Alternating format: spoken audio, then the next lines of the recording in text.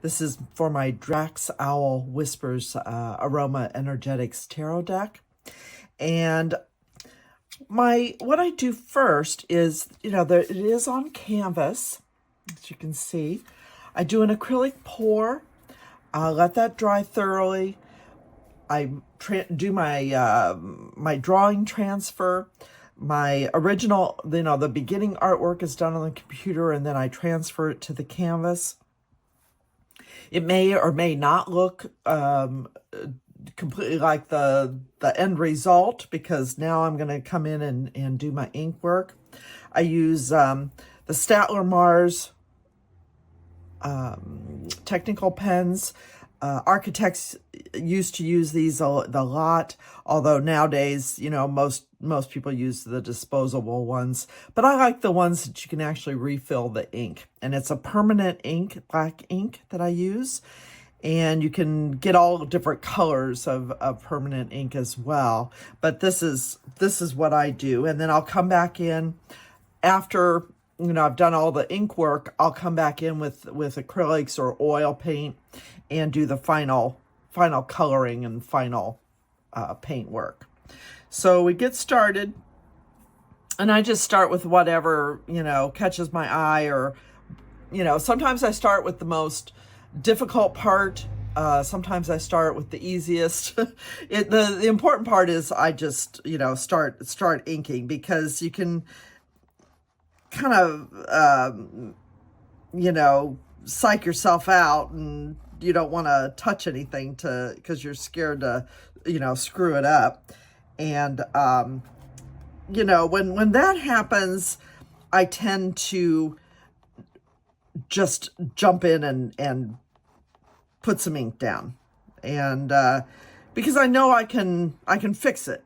Whatever it is that I mess up, it can be fixed or changed. You need to be flexible when you're working with ink, because it's not like you can actually take the line out. So if you mess up, which sometimes, you do. So I've got two different, this is the thicker line here. This is a 3. This one is a 1. I don't typically go too much lower than that, although they have them. They have all the way down to 5/0. And that is a very, very, thin line. But for these paintings, I don't need to quite go, that fine. I have worked with that, and which is actually one of the reasons I started using the technical pens, way too many years ago. I don't even want to think about how many years ago that was. Because I couldn't find anything that was, fine enough for the kind of work I wanted to do. And, I used to stress all the time about, whether I'm going to mess up a line, or, I would think about a design for, hours before I would actually, take my pen and make a pen line. But these days, I know I can fix it and change it, and, worst case scenario, I cover it with paint. If I don't like something I've done, you can always white it out or fill it in with another color. So I'm much more flexible these days than I was starting out. And the beauty of the ink is that it is so flexible. And sometimes, when you do mess up, it's the best thing that's happened to the piece of work, because then you go in a different direction and you get out of your comfort zone a little bit. So I kind of enjoy when I mess up. And that may just be something I tell myself, so that I'm not so upset that I've screwed up a design. Especially with like checkerboards, I do a lot of checkerboards, and I just keep going and I fill in the wrong one. And then it's like, oh gosh, oh man, now I've got to, I've got to figure out some kind of design or with ink instead of working on paper, because that's that's the way you would normally think that you would work with ink. You would never think about doing canvas specifically, and I like the canvas because it is so flexible, and you can combine, the different colors. It was always my problem with ink. I love oil for my colors, and I needed a way to figure out how to use, what I love of each of the different mediums. And so that's where I came up with this combination that I work with nowadays. And in through here, I don't really have any specific design set out. So I just, just start making lines. I just kind of do some outlines, which will be filled in with different design elements. And when you're working with patterns, you kind of gotta have, some specific outlines designed. Otherwise, you just kind of keep going and the eye doesn't have anything to focus on. So I like to give some outlines, some areas, so that I can, have different design elements in different areas. Because if find myself getting bored with maybe doing, diamonds or, lines or feathers or, circles, this kind of thing, then I know that somebody that's looking at the artwork is bored as well, because they can feel it. If you're bored working on something in art, I mean, this is your energy that's coming across to people when they're looking at your work. And if it feels like drudgery and you're just sick of the piece, that's gonna come out in your work. So you want to be fresh, you want to be, you want it to be fun and energetic. You want to, get some good quality energy going. So that's why I jump around a lot.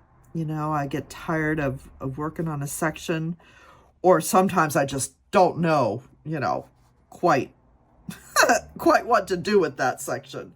Or, maybe I've messed up and, I don't quite know how to fix it at this point, but later you'll figure it out.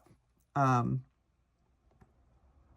like doing the eyes as some of the first sections that I do, because that brings the personality of the animal out. And, if I've got the rest of it done and then I'm trying to do the face, I get a little precious with it. I get a little scared that I'm going to mess up whatever I've done so far. And you don't want to really get to that point where you're scared to do the next brush stroke or the next pen stroke. You want to keep it to the level where you don't care. You're still at the beginning. It doesn't matter. You can figure it out as you go. I don't like being scared I'm going to mess something up. And that is, really easy to happen. If you like a a certain section, or, you know, you've worked so hard on an area, and then all of a sudden, you have to figure out what goes around it. You know, you can get into that fear pattern. And each one of the DraXowls, I mean, they've got so much personality and so much wisdom that they're sharing. And it's fun to see them come alive. And that's the thing you'll notice if you know when you're doing this kind of work, is that you'll find that you've got certain patterns that you like and you use a lot. Okay, so here you see, you got to be careful that you don't smear your ink. You got to let it dry and smear. You can see I'm always smearing it, you know. So in this case, I've smeared over here where I don't want anything there. So that's when I come back in with my X-Acto. You know, I scrape that ink off there.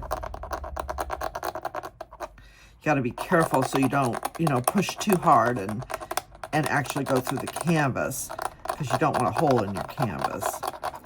Now, if this doesn't work, you know, if you've, you know, smeared it a lot, then you'll have to come back in with ink. I mean, with paint and paint over it. But, you know, never fear.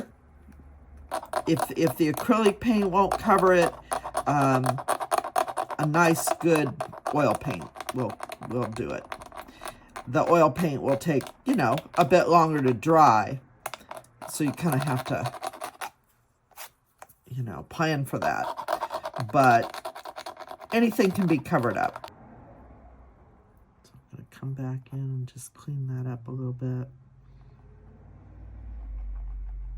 Clean up some of these lines.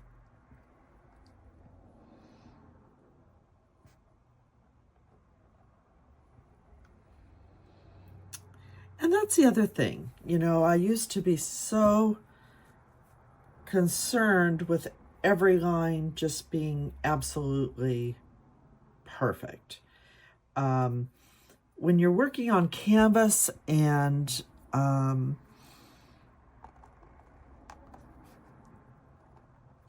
transfer base, it's going to mess up your lines sometimes, you know, because there's texture to the canvas, there's texture to your transfer and the way it had to be glued down. So you're going to come up against texture areas, and it's going to make your pen jump. See how this line is here? That is because it jumped over a texture area. And that's okay. You know, that's just part of how this design or this media and the way, you know, you're using the canvas and so on. That's just the way this works. So you kind of have to just, you know, think to yourself, oh, yeah, that's what makes this so special. It's what gives it some life, some variance, some fun. And, you know, if you can get yourself into that mindset where everything doesn't have to be so perfect, it really gives a lot of energy, a lot of fun. And it, not only that, but it shows that it's not AI or not, you know, everything is so perfect these days. And, you know, what's the fun of that?